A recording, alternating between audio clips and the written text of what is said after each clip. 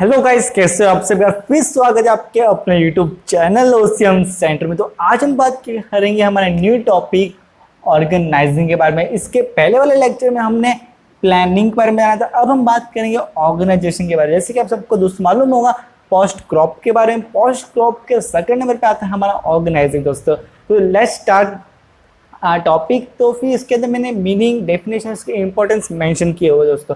Okay, तो हम start करते हैं हमारे मीनिंग के साथ। तो मीनिंग में एक बहुत सुंदर मीनिंग दिया गया है ऑर्गेनाइजिंग का। Organization is a process of identifying, identify करना, किसी भी चीज को पहचानना, जो हम काम कर रहे हैं उसको पहचानना। Okay, identify, bringing the required resource required together such as man, money, material, machines and method, grouping and arranging of the objectives. Man means कोई भी इंसान, मनी पैसा, मटेरियल कोई भी सामान, मशीन जो मशीन यूज होती है कंपनी में फैक्ट्रीज में वो मशीन्स, मेथड उसको करने का तरीका, ग्रुपिंग सबको एक साथ लेकर आना, सबको एक साथ मिलकर काम करना उसको बोलते हैं ग्रुपिंग। फिर देन आता है अरेंजिंग, सबको एक साथ अरेंज करना, भले वो प्रोडक्ट हो, सामान हो, मशीन हो या फिर किसी भी का इंसानों का ग्रुप हो जाओ एक साथ काम करता हो उसको बोलते हैं ग्रुपिंग दोस्तों। इन सबको एक अरेंज करने के लिए, इन सब एक ऑब्जेक्टिव में लाने के लिए उसे बोल जाते हैं ऑर्गेनाइजिंग। ऑर्गेनाइजिंग ओके, ऑर्गेनाइजिंग क्यों करते हैं दोस्तों? बिकॉज हम कोई भी वर्क कर रहे हैं, एकदम सिंपल मीनिंग है दोस्तों। कोई भी हम वर्क कर रहे हैं तो वर्क करने के साथ हम मिलकर काम करना चाहिए।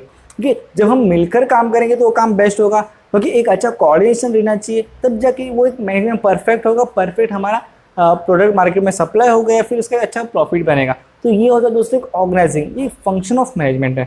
ओके, एक हम मैनेजमेंट करने का फंक्शन पढ़ते हैं जो है ऑर्गेनाइजिंग। तो इसका एक डेफिनेशन देख लीजिए जिसको आपको और अच्छे से समझेगा यहाँ पर मुनली एंड रियली जी का।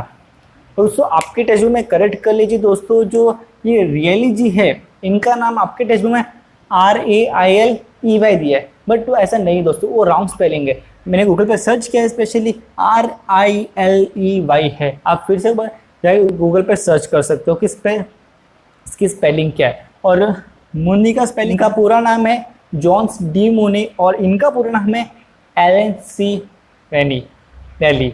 ओके, तो ये इनका पूरा नाम है, बट इन दोनों ने मिलके प्रिंसिपल ऑफ ऑर्गेनाइजेशन का एक प्रिंसिपल ऑफ ऑर्गेनाइजेशन लिखा है। इसका एक बुक भी है मार्केट में, आप जाके गूगल पे सर्च कर सकते हो। अगर आपको वहाँ पर उसका PDF मिल जाए आप लिख भी सकते हो। ओके, तो इनका एक ऑर्गेनाइजेशन देख लेते, भले इन्होंने एक प्रिंसिपल ऑफ ऑर्गेनाइजेशन लिखा है तो ऑब्वियसली इन्होंने एक डेफिनेशन लिखा होगा। तो वही डेफिनेशन आज आप हमारे सामने है। Organization is the form of every human association for an attainment of common purpose. एक कॉमन पर्पस, एक ही पर्पस। एक फैक्ट्री के अंदर जितने भी लोग काम करेंगे, 100, 200, 1,500, 10,000 लोग जितने भी काम करें, उन सबका एक कॉमन ऑब्जेक्टिव रहेगा, कॉमन गोल रहेगा कि उन्हें वो काम करके कंपनी को प्रॉफिट देना है। उन्हें काम करना है, किसके लिए काम करना है? कंपनी के लिए काम करना है। तो वही होता है दोस्तों कॉमन ऑब्जेक्टिव के साथ। Organization is the form of every human association. एक ऑर्गेनाइजेशन का मतलब ये होता है एक फॉर्म ऑफ ह्यूमन एसोसिएशन, जहाँ इंसानों आकर काम करते हैं। जहाँ इंसान नहीं है वहाँ ऑर्गेनाइजेशन नहीं है। ओके, ऑर्गेनाइज कौन करते दोस्तों? इंसान ही आके करते हैं। एक वेल ह्यूमन बीइंग आकर वहाँ ऑर्गेनाइज करते हैं, तब जाके ऑर्गेनाइजिंग का प्रोसेस चलता है। ओके दोस्तों, ये हो गया association for the attendment for a common purpose. Attendment, वहाँ अटेंड करना और वहाँ आके काम करना for the common purpose. Okay, मैं किसी फैक्ट्री में काम करता हूँ, मैं किसी फैक्ट्री का लेबर हूँ, तो मैं जाऊँगा, जाके से बैठूंगा और आ जाऊँगा, ये मेरा काम नहीं होगा, ये मेरा कॉमन पर्पस नहीं होगा उस कंपनी के लिए, उस फैक्ट्री के लिए। उस फैक्ट्री के लिए मेरा कॉमन पर्पस क्या होगा दोस्तों? कि मैं वहाँ पर जाके काम कर रहा हूँ, काम करके वहाँ की कंपनी के लिए काम कर रहा हूँ, वहाँ के लिए प्रॉफिट कमा रहा हूँ, उनके लिए प्रॉफिट कमा रहा हूँ, और बाद में जो मेरी सैलरी वेजेस जो देंगे वो देंगे। तो ये था अटेनमेंट ऑफ कॉमन पर्पस। तो ये था इनका बहुत बढ़िया डेफिनेशन दोस्तों, बहुत ही सिंपल डेफिनेशन। आप जरूर इसको याद कीजिए, ये 2 लाइन का मीनिंग याद कीजिए, एक आपका अच्छा सा कंटेंट बन जाएगा। इंपॉर्टेंस से पहले थोड़ा मीनिंग और डेफिनेशन लिखना चाहिए, जिसका आपका आंसर का जो प्रेजेंटेशन होगा वो बेस्ट होगा और आपको मार्क्स कम मिलने के चांसेस खत्म हो जाएंगे, फिर बहुत कम हो जाएंगे। तो अभी स्टार्ट करते हैं हमारे एकदम मेन टॉपिक के साथ जिसके लिए हम ये चैप्टर पढ़ते हैं, तो वो होता है हमारा इंपॉर्टेंट दोस्तों। तो वन बाय वन स्टार्ट करते हैं। मैंने यहाँ पे 5 पॉइंट यहाँ लिखे और 5 पॉइंट यहाँ लिखे। फर्स्ट पे हमारा facilitate administration well as well as operation. देखो एडमिनिस्ट्रेशन मतलब एक कार्यालय जहाँ काम चलता है। ऑपरेशन मीन्स उस कार्यालय में जो काम चल रहा है।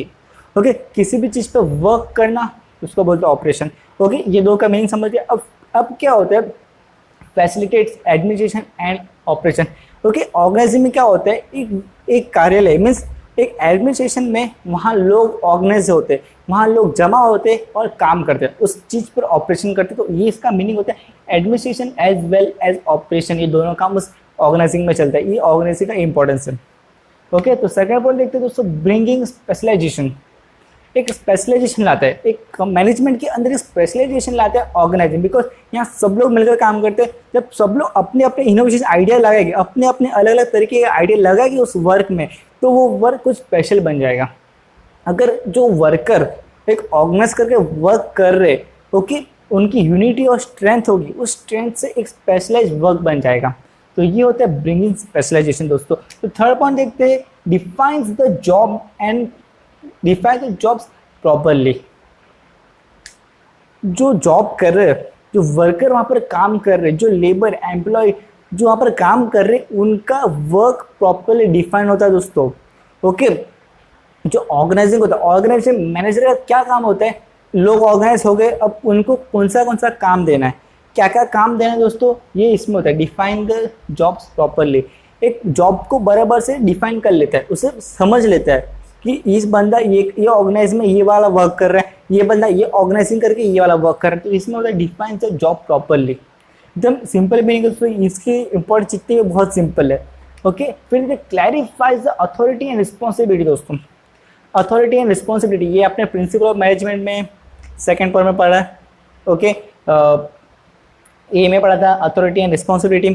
Clarify the authority and responsibility. अब ऑर्गेनाइजेशन है, ऑर्गेनाइजेशन में लोग आके ऑर्गेनाइज हो रहे हैं, ऑर्गेनाइज आके काम कर रहे हैं, अपना वर्क कर रहे हैं, जो वर्क उन्हें दिया गया है वो कर रहे हैं। ओके, ये सब वर्क देता कौन है, ऑब्वियसली मैनेजर देता है। तो मैनेजर को एक रिस्पॉन्सिबिलिटी, एक अथॉरिटी होता है कि एक इस ऑर्गेनाइजिंग इसके सामने चल रहा है, जो ऑर्गेनाइजिंग इसके सामने चल रहा है उसको परफेक्ट करना। ओके, वही होता है यहाँ पे क्लैरिफाई, एक क्लैरिफाई करना, एक उसी चीज़ को एक अच्छे से समझ कर उसे क्लैरिफाई कर अथॉरिटी एंड रिस्पॉन्सिबिलिटी करना। तो ये होता है दोस्तों हमारा फोर्थ पॉइंट। अब देखते हैं फिफ्थ पॉइंट, एस्टेब्लिश कोऑर्डिनेशन।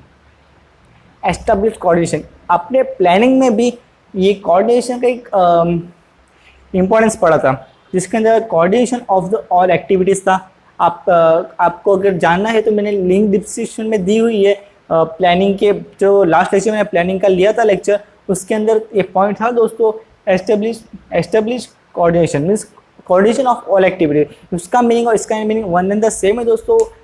अगर आपने वीडियो देखा है तो आपको अच्छे से मालूम होगा। एस्टेब्लिशिंग कोऑर्डिनेशन का मतलब ये होता है कि वहाँ पर कोऑर्डिनेट हो रहा है, ऑर्गेनाइज हो गए। अब लोग तो मिल गए, लेकिन लोग मिल गए, काम कर रहे, लेकिन काम कैसे कर रहे, ठीक से कर रहे कि नहीं, कि झगड़ा झूड़ी करके फेंक रहे, काम कर रहे, अपना कुछ भी प्रोडक्ट बना रहे, अगर उसको गुस्सा आया उसके ऊपर तो उसको कुछ भी उठा के मारेगा, ऐसा नहीं। ऐसा ही कोऑर्डिनेशन नहीं होना चाहिए। ऑर्गेनाइजेशन में कोऑर्डिनेट हो रहा है तो एक हारमोनियली होना चाहिए। एक हारमोनी मीन्स एक मिठास के साथ, एक अच्छे से एक अच्छी सुर के साथ। गाने में होती है ना, एक मिठास होती है, हारमोनियस होती है, तो वैसे ही हारमोनियस कोऑर्डिनेशन में दिखनी चाहिए दोस्तों।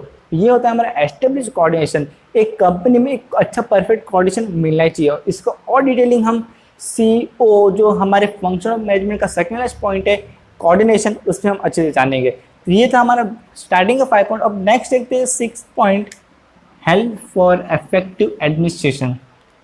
इफेक्टिव एडमिनिस्ट्रेशन, एडमिनिस्ट्रेशन के बारे में हमने जान लिया था, facility administration, but effective, help for effective administration. अब ऑर्गेनाइजिंग में पूरा यही होता है कि लोग आके काम करेंगे, लोग आके काम करेंगे, लोग आके काम करेंगे, वो होता है ऑर्गेनाइजिंग। ओके, एक इफेक्टिव बनेगा। एक वेल प्लानिंग के बाद एक वेल ऑर्गेनाइजिंग होना चाहिए, तो उसी वेल ऑर्गेनाइजिंग के लिए एक इफेक्टिव एडमिनिस्ट्रेशन बनेगा। ओके, ये ऑर्गेनाइजिंग हेल्प करता है एक अच्छा एडमिनिस्ट्रेशन बनाने में। ओके, ऑर्गेनाइजिंग क्या कहता है कि एक अच्छा ग्रुप बनाओ, एक अच्छा लोगों का, ये ह्यूमन बीइंग का एक अच्छा ऑर्गेनाइजेशन बना जहाँ स्किल्ड, ट्रेन और अच्छे वर्कर, एक्टिव वर्कर आके काम करें। कि ये ऑर्गेनाइजिंग बोलता है तो ये बोलते टाइम में इसमें ये आता है कि हेल्प फॉर इफेक्टिव एडमिनिस्ट्रेशन, एक असरदार एडमिनिस्ट्रेशन बनना चाहिए, हेल्प करता है ये असरदार एडमिनिस्ट्रेशन बनने में हेल्प करता है कौन, ऑर्गेनाइजिंग। तो ये पॉइंट में इतना ही दोस्तों। तब देखते 7 point, helpful for growth and diversification. Organization obviously दोस्तों लोग यहाँ आके काम करते तो वो काम कर रहे, वो प्रोडक्ट बना रहे, गुड्स बना के सेल्स मैनेजर को दे रहे, सेल्स डिपार्टमेंट को दे रहे, तो वो जाके सेल डिपार्टमेंट मार्केट में बेच रहे। ओके, ये होता है। तो इसमें क्या होता है कि जितना अच्छा चीज़ बना रहे लोग, जितना अच्छा सेल कर रहे, तो उतना ही कंपनी का प्रॉफिट बढ़ेगा, मीन्स उतना ही कंपनी ग्रोथ होगा दोस्तों, एकदम करेक्ट। तो डाइवर्सिफिकेशन मीन्स वर्क को डाइवर्सिफाई करना, डाइवर्स करना, ये काम तू कर, ये काम तू कर, ये काम तू कर, ये काम तू कर, ये होता है। आपको अच्छे से मालूम है दोस्तों, इसके पहले मैंने बहुत बार डिस्कशन किया है कि एक बड़ी कंपनी के अंदर बहुत सारे अलग अलग डिपार्टमेंट होते हैं। Financial department, marketing department, purchasing department, फिर होता है सेल्स डिपार्टमेंट, ऐसे सब बहुत सारे department, R&D, research and development department, इतने सारे डिपार्टमेंट होते हैं। तो वो क्या है दोस्तों, उसको डाइवर्सिफाई किया गया, वो सब डिपार्टमेंट एक ही कंपनी के, लेकिन एक कंपनी जब हर एक चीज़ में कंफ्यूज हो रही थी कि मैं किधर क्या करूँ क्या करूँ क्या करूँ, तो इसने क्या किया, कंपनी में डिवाइड कर दिया, ये काम तू करेगा, ये काम तू करेगा, ये काम तू करेगा, ये काम तू करेगा, और इन सब का एक हेड बना दिया। 6 होता टोटल, उन 6 का एक 6 हेड बना दिया, वो सब ये काम ये करेगा, ये काम ये करेगा। जब कंपनी के एनुअल जनरल मीटिंग हुई, ये सब साथ में आके मीटिंग करेंगे। ओके, तो ये प्रोसेस होता है, मीन्स यहाँ पर एक ऑर्गेनाइजिंग का डाइवर्सिफिकेशन होता है। जब वर्क डाइवर्सिफाई होता है तो प्रॉपरली होता है। एक ही काम, एक ही इतना बड़ा काम सब अकेले आदमी बिल्कुल नहीं कर सकता। ओके, तो इसके लिए इतना बड़ा काम को इतने सारे लोगों में डिवाइड कर दिया जाता है। ये था हमारा point, helpful for growth, growth तो बढ़ रही है, अच्छा ग्रोथ बन रहा है, और डाइवर्सिफिकेशन। ओके, तो अब हम देखते हैं हमारा 8 point, create sense of security. Sense of security means एक सुरक्षा। ओके, एक सुरक्षा की भावना होना। तो वो होता है दोस्तों कि यहाँ पर हम सब मिलकर काम करें, ऑर्गेनाइजिंग है। ओके, यहाँ सब लोग आ रहे, फैक्ट्री में आ रहे, 100-200 एक साथ आ रहे, काम कर रहे, तो यहाँ पर क्या होता है, हमें फील सेफ, हमें फील सेफ होता है, हमें एकदम सेफ फील होता है। बिकॉज यहाँ पे बहुत सारे लोग हैं, तो मुझे अकेले डरने की जरूरत नहीं है, अकेले सारा बोझ, काम का बोझ मुझ पर ना आए, तो ऐसा उन्हें फील होता है, अच्छा फील होता है। और अच्छे फील के साथ वो लोग काम करते हैं। अगर अच्छा फील काम कर रहे हैं, अच्छे मन के साथ काम कर रहे हैं, ऑब्वियसली दोस्तों 110% काम अच्छा ही करेंगे। अगर काम अच्छा करेंगे तो प्रॉफिट अच्छा कमाएगा दोस्तों। तो ऐसे ही हर कंपनी अपने एम्प्लॉयज़ को हमें सेटिस्फाई करते हैं, हमें हमेशा एक अच्छी सिक्योरिटी देता है। तो वही security creates a sense of security organization में। तो ये था हमारा 8 पॉइंट। तो 9 पॉइंट हमारा 9 पॉइंट और 10 पॉइंट है, scope for innovation and helps in optimum utilization of resources. मैंने यहाँ पे स्टार मार्क किया, इसका मतलब ये है कि ये पॉइंट रिपीटेड है। किसके लिए रिपीटेड था, प्लानिंग में।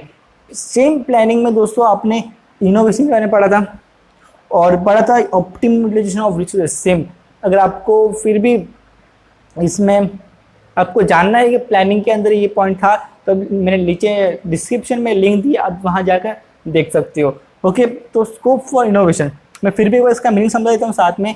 स्कोप फॉर इनोवेशन, ऑर्गेनाइजिंग चल रहा है, लोग आगे काम कर रहे हैं, किसी भी एक वर्कर को अचानक से कुछ आइडिया आता है कि मैनेजर हमें ऐसा नहीं कुछ ऐसा करना चाहिए, क्योंकि हम दिन रात ऐसा काम करें, तो हमें मुझे आइडिया आ चुका है कि हम ऐसे करने के बदले ऐसे करें, तो मैनेजर सोचेगा और 110% सक्सेस हो गया। वर्क जो आइडिया उसने दिया था वो सक्सेस हो गया, दोस्तों क्या हो गया, इधर इनोवेशन हो गया। तो ऐसे ही जब ऑर्गेनाइजिंग चलता है तो इनोवेशन बीच बीच में आता ही रहता है, और ये हर कंपनी के साथ होता रहता है।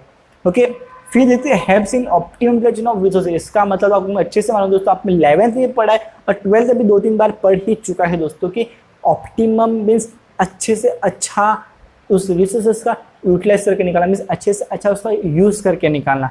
ओके, आपके पास कोई मशीन्स आती है, ओके, आपके मोबाइल आते हैं, तो मोबाइल को आप क्या ऐसी 2-3 चला के फेंक देते हो, नहीं दोस्तों, आप उस मोबाइल को 2 साल 3 साल या फिर 4 साल चलाते एकदम ऑप्टिमम यूटिलाइज करते हो, जब तक वो अंदर के आप टूट नहीं जाते, जब तक आपकी स्क्रीन टूट नहीं जाती तब तक आप उसको चलाते हो। ओके, तो यही होता है कि ऑप्टिमम यूटिलाइजेशन ऑफ रिसोर्सेज। बहुत लोग ऐसे होते हैं घर में जो उसकी मशीन आती है उनकी, या फिर उसके ऐसे इक्विपमेंट आते हैं, जब तक वो पूरा ख़राब नहीं होता, थोड़ा ख़राब होगा कोई बात नहीं, मैं रिपेयर करा लूँगा, भाई चल रहा है, भाई अच्छा चल रहा है, तो ऐसे रिपेयर करते कराते कराते 4 साल 10 साल बीत जाते, फिर जाके उन्हें फेंकना पड़ता है। तो वो क्या था दोस्तों, ऑप्टिमम यूटिलाइजेशन, उसने उस प्रोडक्ट का परफेक्ट यूटिलाइजेशन करके निकाला। तो ये पॉइंट का मतलब होता है कि हेल्थ एंड ऑप्टिमम यूटिलाइजेशन।